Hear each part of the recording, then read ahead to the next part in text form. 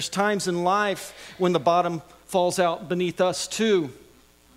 When what we're expecting to happen and where we're expecting to go, it doesn't quite work out the way we planned, we thought it would. And this happens in many different ways. We could talk about them all day. I mean, someone maybe just gets some bad news. Maybe you get a medical diagnosis you weren't expecting. Perhaps you lose your job. Or maybe you lose someone very close to you or around you. There's many different ways that life can come to a sudden stop and the bottom drop out from underneath us. And when it happens, I mean, we go through all kinds of emotions, don't we? I mean, there's anger and there's sadness and there's fear and anxiety and hurt and pain. We go through all sorts of types of things. Maybe for you, it feels a little bit like you're walking through the desert or the wilderness. Maybe you can recall a time where you're walking through the desert and it's just this time where you're thirsty and there seems to be nothing there to quench it, and you're trying to hear from God, but maybe he just doesn't seem like he's there, and you're crying out and you're asking questions like, how did I get here? Where am I going? How long is this going to last? Maybe you're walking through one of those seasons right now. And you're asking those questions and you're wondering. As individuals, we walk through these seasons in life. We do. But I also want to tell you this, my Radiant family. There are times churches walk through these times as well. Maybe you're new to Radiant, and welcome. We're so glad that you're here. But for those of you who have called Radiant home, you walked through a season like that for about 1.5 years, 2 years, where the bottom kind of just dropped out, where the founding pastor and his family moved on to another assignment, left us wondering why, what's going on, where's this going, what's going to happen. Maybe you were angry, mad, going through those same feelings we were talking about before. Perhaps you were here because you had a relationship with the family and they invited you, and so it felt more than just the pastor leaving, it was friends leaving. Perhaps they were instrumental in your belief and your journey with Jesus Christ and starting that as well. And it leaves you going, what's next? Where are we going from here? These times happen in life, and when it happens, we walk through those stages of grief. Maybe you've heard them before. Denial, anger, depression, bargaining, acceptance. And that's healthy, but I need to ask you, where are you at on that journey? Maybe it's not this thing with Radiant, but that desert you're walking through, that wilderness you're in. Where are you at? For you, maybe you're hesitant. Perhaps you're reluctant to trust. I mean, the reality is, maybe you don't even trust me. Maybe you're afraid to put yourself out there. After all, you'll just get hurt. What creeps in sometimes if we're not careful is a kind of a little bit of cynicism. I mean, if that guy left, so are you. And when we do that, we put these walls up. We say, listen, I'm going to only go this far, and I'm going to only let you come in this far. And these walls go up, but walls aren't healthy.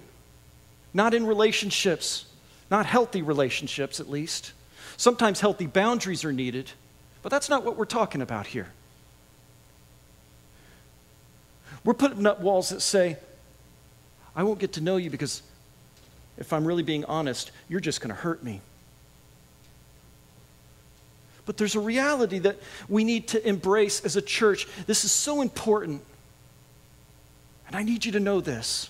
It's your first fill-in for the day too. Radiant, we got to know this. Genuine love requires vulnerability. Genuine love, the real kind, requires vulnerability. And vulnerability is about being authentic and real with each other. It's being open and honest. It's putting yourself out there. But I get it. Man, I get it because I've been there. There's a very real danger when you put yourself out there, when you're open and you're honest and you allow yourselves to be vulnerable. There is a risk, and that risk is this: authenticity often comes with pain. It does. When you open yourself up, you expose yourself, you become vulnerable, you let down your defenses. And the problem is we're dealing with messy people in a broken world. And so what happens sometimes when we're dealing with messy people in a broken world is they hurt us. They may not mean to. There's going to be a time I may hurt you, and I may not mean to. But when we open ourselves up and allow ourselves to be vulnerable, we get to experience genuine love. But there's also the risk, I get it, of pain. And we have to decide, is it worth it? To which I say, it is. But anytime we do life with messy people, messy things happen. That's why I actually crack up when someone tells me, I can't be a part of church, I don't want to go to church because it's just messy people. They're all a bunch of hypocrites. To which I say, of course we are. What do you think happens when a bunch of messy people gather in one place? Messy stuff. That's what happens. Messy people gather in one place, messy stuff happens. None of us have arrived. There are no perfect people here. And really what I got to tell you is this: it is a place of messy people, and we've got room for one more. Lest you think you've somehow arrived. Church is about messy people and messy things. And life happens and trouble comes. Things change, not always for the better.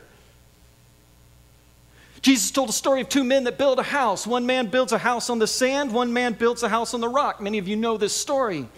The rains came, the storms came, and the man who built his house on the sand, it washed away. But the man who built his house on the rock, it stood firm through the storm.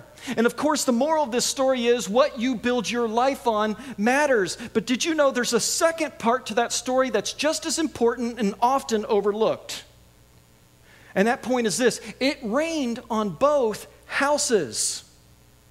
It rained on both houses. The storm came to both houses. This life that we have in Jesus Christ, this journey that we are on together, is not a promise of all sunny days. The storms are coming. The rain is coming. And the Bible seems much more interested in how you engage the storms of life than whether or not you avoid them. Because trouble is coming. And so it's important that we learn and understand how we engage these times in life. That's what this entire series is going to be about as we discuss Jesus in the wilderness. He too walked through a time where he faced a very real enemy and faced temptation. The same things we face when you walk into a season of change, when the bottom drops out, when something happens you weren't counting on. It's important that we engage it. Today, as I intro the series, I just wanted to talk about the fact that there's oftentimes about 4 different ways that I see people engage their circumstances when the bottom falls out, when surprises come. Kind of 4 different postures people walk through. And our understanding of them is important for you not only to evaluate yourself and say, where do I fit into these responses and into these postures, but how about those who are around me? To help spot it, to understand it, and challenge and engage them during these times of change and transition as well, too. And so the first one I want to talk about is when the storms of life come and when the bottom falls out and we're faced with change. There's many of us who see it or engage it as happening to us or happening to me. This thing is happening to me. It's affecting me. And when it happens to me and it affects me, we take it very personally. And when we have a posture in life that says things are always just kind of happening to me, It's like that cartoon character that has the cloud of rain and lightning that just follows them around. When we do that and we have that posture on a regular basis, we become a victim. And we have a victim mentality. You ever known anybody that kind of has a victim mentality? Life's just out to get them. A victim mentality is when we blame everyone and everything for our problems. And it happens. I love this quote from an author named Morty Lefko. He says this: "The primary source of feeling like a victim is the feeling of powerlessness, and because we don't like feeling that we are powerless, we tend to blame someone or something for causing that feeling. So we feel that we are a victim of circumstances or other people's actions and that we can't do anything about it." When you talk to victims, they use language like, "I never get what I want. Everyone's out to get me. Bad stuff always just finds me." And they feel powerless to affect their situation. It's just kind of life's just doing it to them. You know what I mean?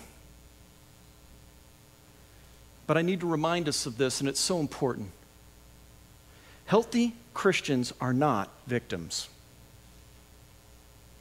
Healthy Christians are not victims. Our primary role model, the person we are aspiring to be, that which we are reaching towards, is we are to becoming more and more like Jesus Christ in everything that we do. And Jesus Christ was never, ever a victim.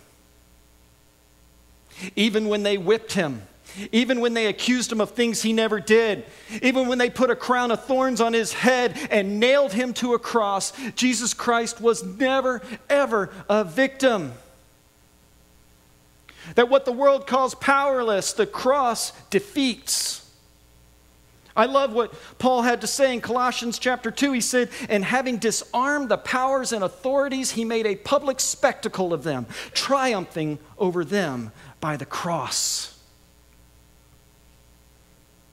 What we see as pain, what we see as torture, what we see as failure, what we see as hopeless, the cross says victory. It is finished. We are not victims. We are people of the victory, the children of God. And we're called to see the bigger picture, that we are part of something bigger than ourselves. This great plan that God is doing in this broken world. And so, my dear friend, are you a victim of your circumstances? Others see our circumstances when bad times come or the bottom drops out as happening for us. And this one's a little trickier. Happening for us kind of is a little bit opportunistic in nature. Happening for us is seeing life through the lens of a consumer. That life exists for us. And what happens in our relationships is we're out shopping for the things that we want and how we want them. And when we don't get what we're shopping for, we just take our business somewhere else. This happens in the church too. A consumer in the church is a person who sees the church as a purveyor of goods and services in which they purchase for their spiritual journey. And that too, when the church no longer provides what you're shopping for, and as you chop and jump from church to church, when that church no longer gives you exactly what you're looking for, you just go somewhere else. After all, you're a consumer. It happens. And if we're being honest, it happened here in the last year and a half. But we're not a place of judgment. The point here is to understand where folks are at. And that's where we're at. What we have to remember is that consumers feel entitled. They are owed something. That's your next fill-in. Consumers feel entitled. I love the story of the rich young ruler in the New Testament. In that story, the rich young ruler comes up to Jesus and he asks, "What must I do to inherit eternal life?" Good question. And he proceeds to tell Jesus, "You know what? I have checked off all the right boxes. I've done all the right things. So what is it I need to do to inherit eternal life?" To which Jesus says to him in verse 21, he says, "One thing you lack. Go sell everything you have and give to the poor, and you will have treasure in heaven. Then come follow me." Now, this isn't a formula. It'd be real quick to take this verse and treat it like it's a set of rules. Well, Jesus says I need to go sell everything if I'm going to come follow him. That's not what Jesus was doing here.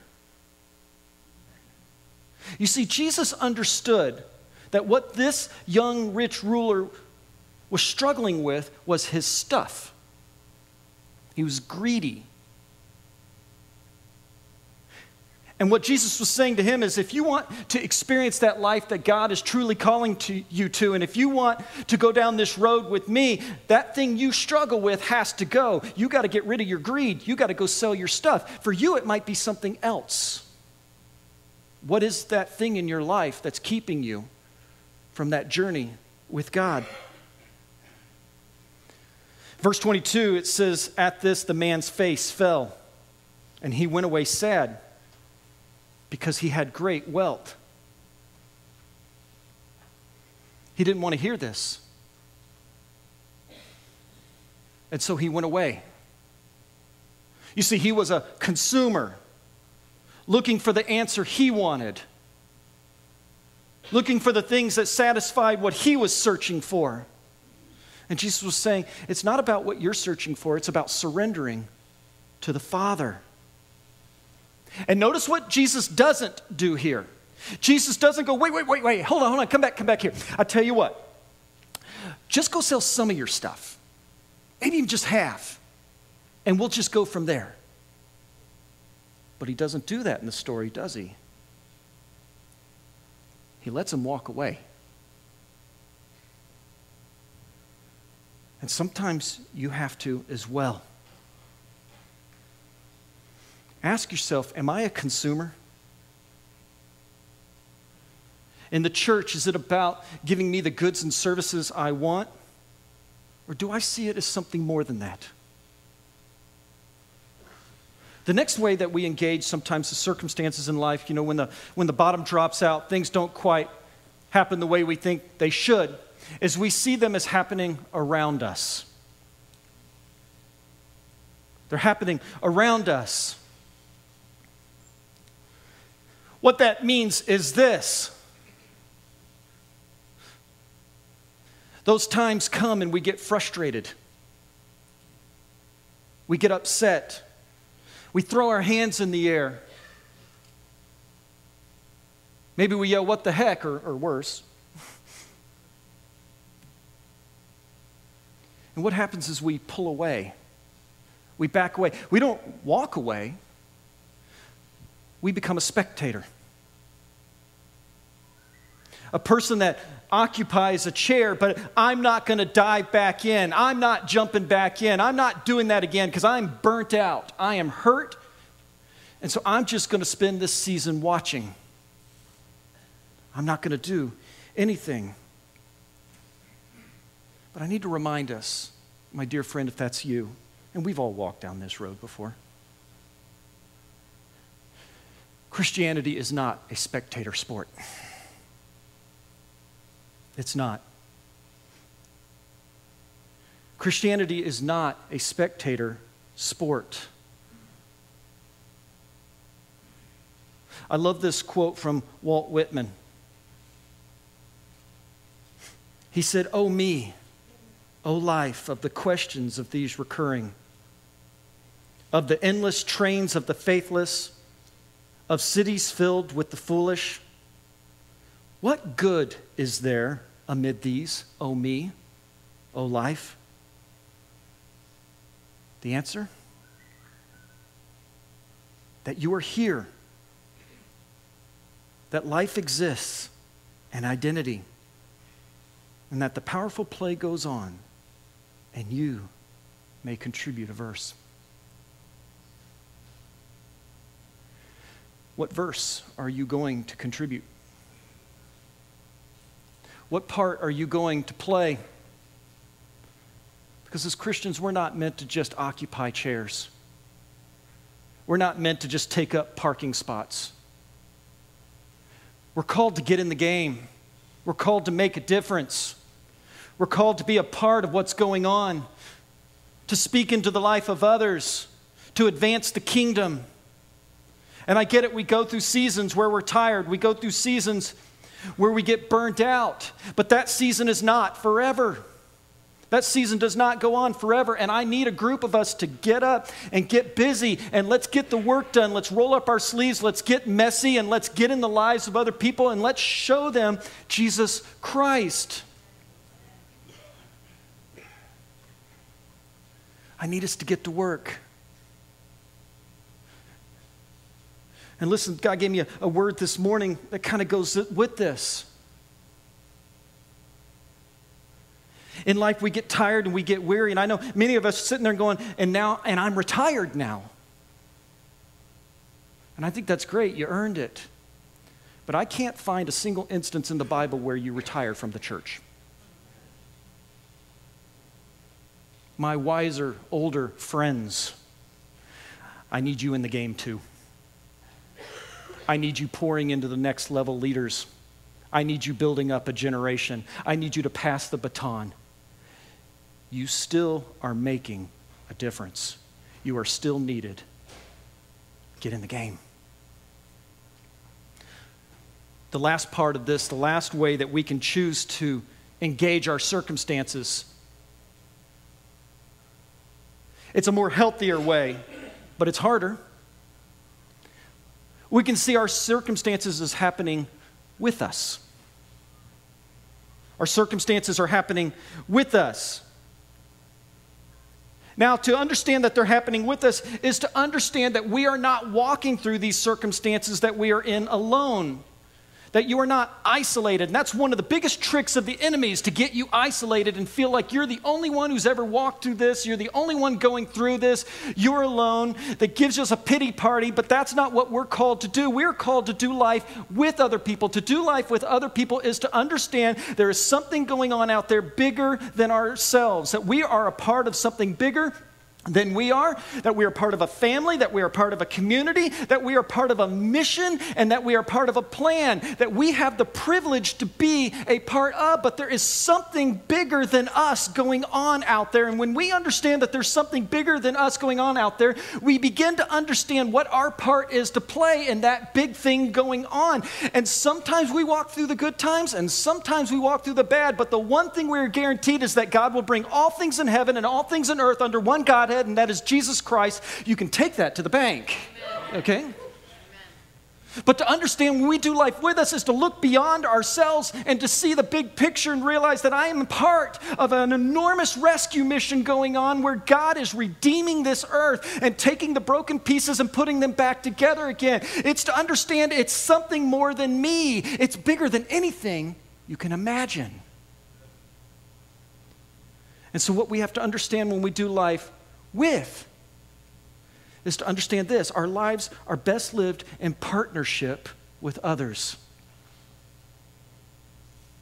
I love what Paul had to say in Philippians 1. He says, I thank my God every time I remember you.